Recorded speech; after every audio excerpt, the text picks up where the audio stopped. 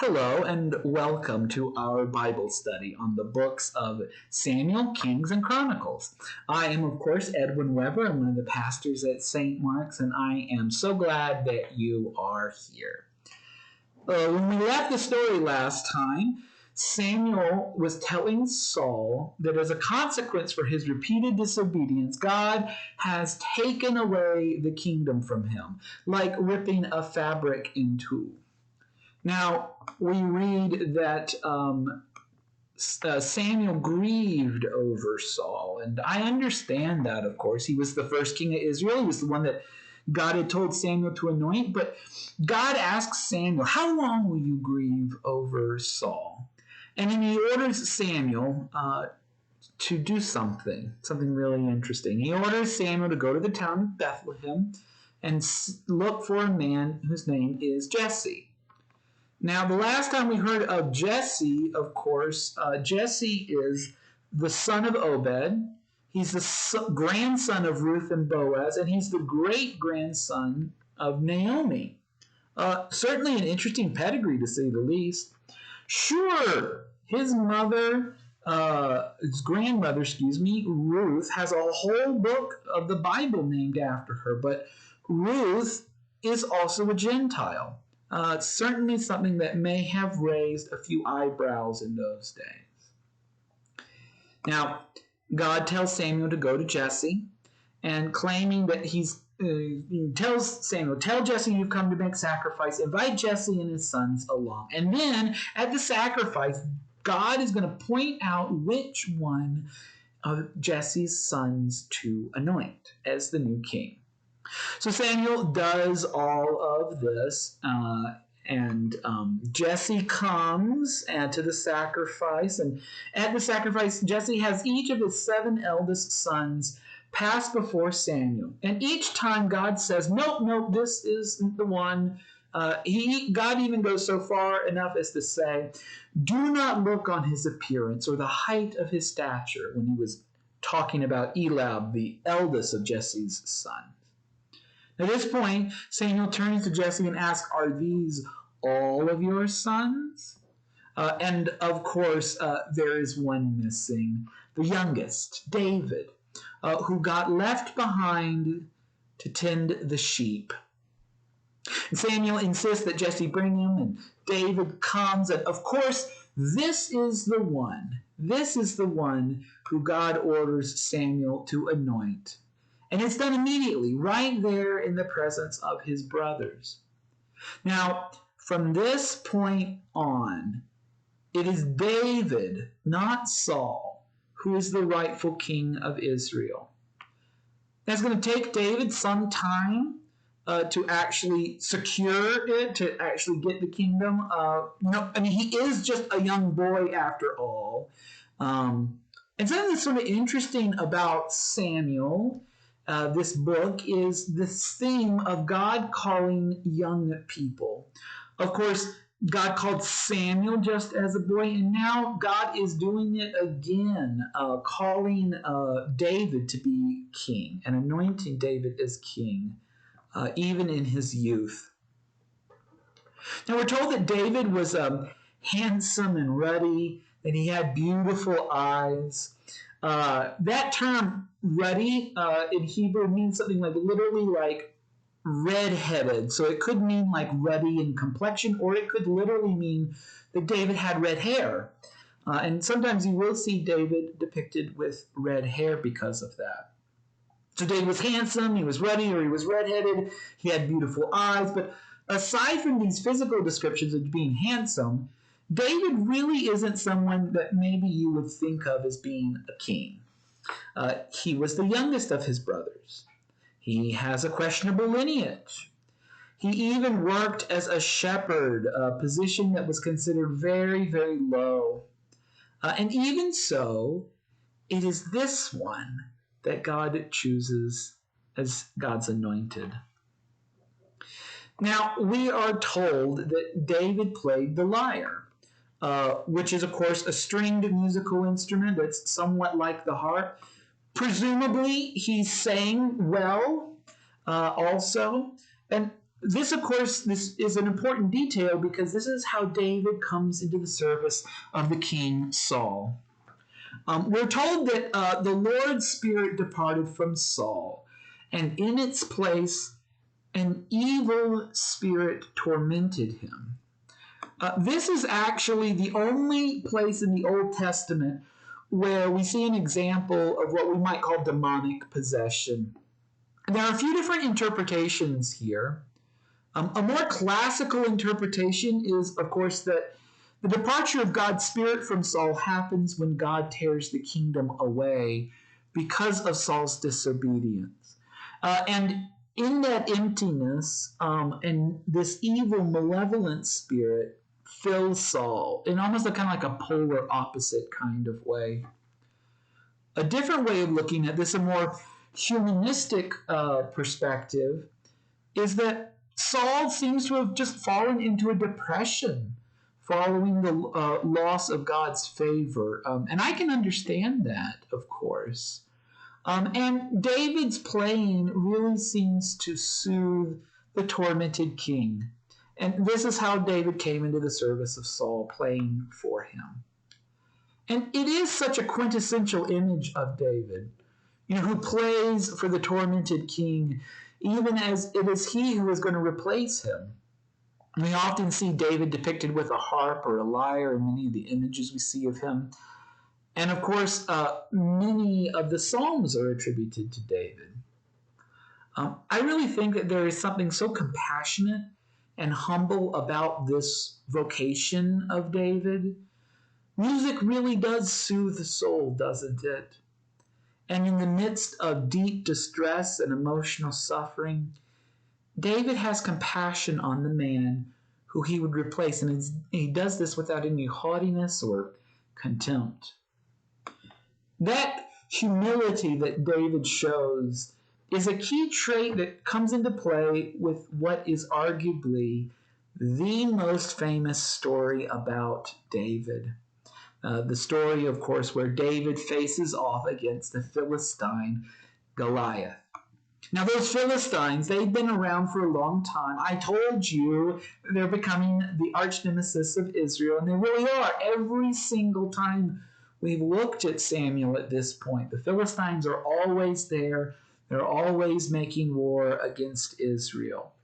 So once again, the Philistines and the Israelites face off against one another. And then something kind of interesting happens here.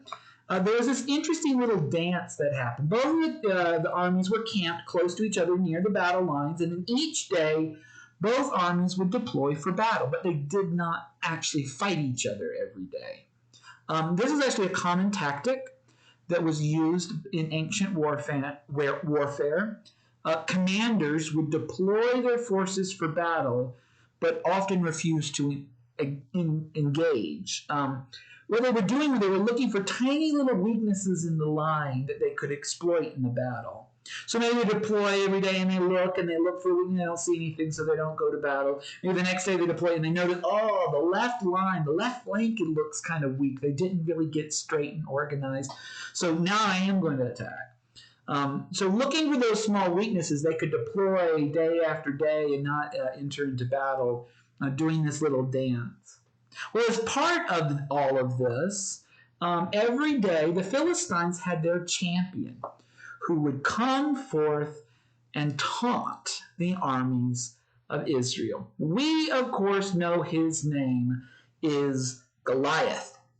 And today, the term Goliath is synonymous with giant or large, and that is because of Goliath's immense stature. We're actually told in the Hebrew Bible he stands around 9 feet tall. Goliath comes out and taunts the Israelites. He says that they should send out their own champion to fight him, and whoever wins will win the battle for whatever side. But of course, there's no one among Saul's army who's willing to fight him. I mean, would you enter into a fight to the death with somebody who is 9 feet tall? Now, among Saul's fighting men, there are 3 of David's eldest brothers. The same brothers, of course, who were present when David was anointed king. Jesse, the father of these sons, including David, asks his son David to bring some food to his brothers and check in on them, make sure that they're doing all right as they are out fighting against the Philistines.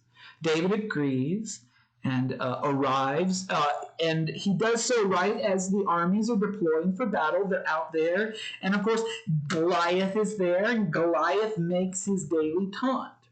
And the thing is, David doesn't take the cowarding reaction of the Israelites well. I love this. He says to them, "Who is this uncircumcised Philistine that he should defy the armies of the living God?" Now, one of David's brothers who's there, the eldest, Eliab, rebukes David. He's actually convinced that David's just come to watch, the spectacle of the battle. But when David is brought before Saul, he actually volunteers to face Goliath himself. He says to Saul, "Your servant used to keep sheep for his father, and whenever a lion or a bear came and took a lamb from the flock, I went after it and struck it down, rescuing the lamb from its mouth. And if it turned against me, I would catch it by the jaw, strike it down, and kill it. Your servant has killed both lions and bears, and this uncircumcised Philistine shall be like one of them, since he has defied the armies of the living God." Now, one of the things I find interesting about this passage is that David describes, in his own way, the very essence of what Jesus later describes are the qualities of a good shepherd. This good shepherd who goes out into the wilderness, who risks it all, even for the life of just one sheep. David talks about fighting off lions and bears and his capacity as a shepherd, and he sees the Philistine as no different. So Saul agrees to allow David to face off against Goliath after his impassioned speech. And Saul tries to equip David with armor and sword and shield. But the thing is, David is not a warrior. He's not used to all this heavy equipment which inhibits his movement. We're told he had difficulty walking on it. So David, it turns out, takes off the armor and the weapons, and instead he dons a staff and a sling. He goes down into the wadi, down to the river, and he picks up several stones from the banks. And the thing is, the things that David arms himself with, they aren't really armaments, are they? They're just what he would have with him on a typical day out caring for the sheep. As David and Goliath face off, of course, Goliath taunts David. This is Goliath's whole thing, as he's taunting the Israelites. Goliath derides David for two things: for his youth, surprise, surprise, but also for his lack of armament. He's not got a sword, he's not got a shield, he's got no armor.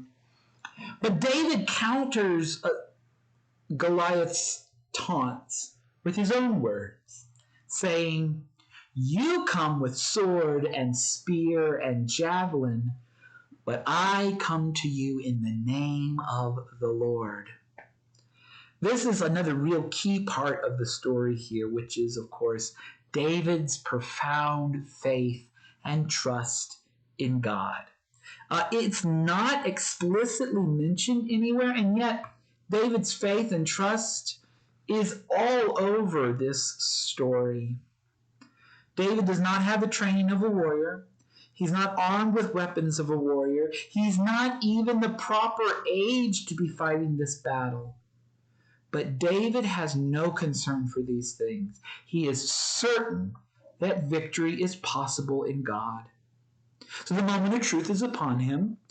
David and the Philistine, they rush toward each other.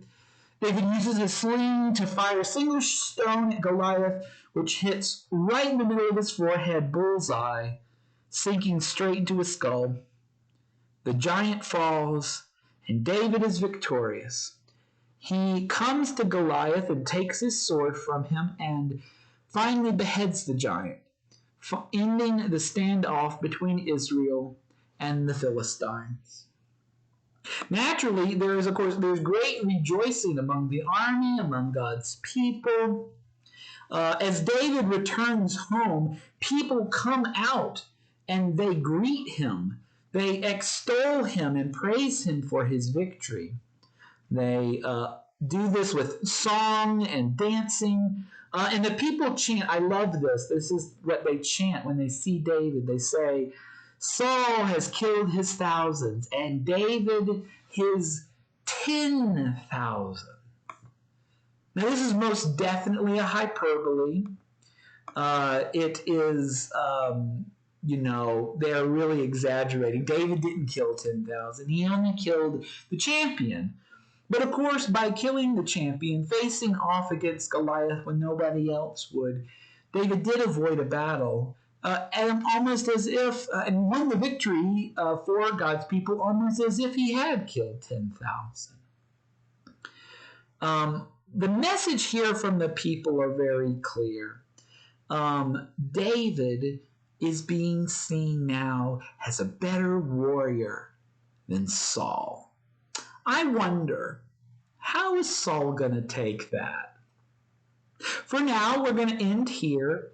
But this mighty act of David defeating the Philistine giant Goliath really sets David and Saul up for the next major conflict in the book of Samuel. As the people's favor sways in David's favor, Saul's jealousy is going to rear its ugly head and pit these two men against one another, even as we see that David has served faithfully under Saul. Next time, we're going to look at this conflict between David and Saul and how these divisions ultimately resulted in the death of Saul and David reigning as king unopposed. But at least for now, thanks for joining me, and until next time, peace be with you.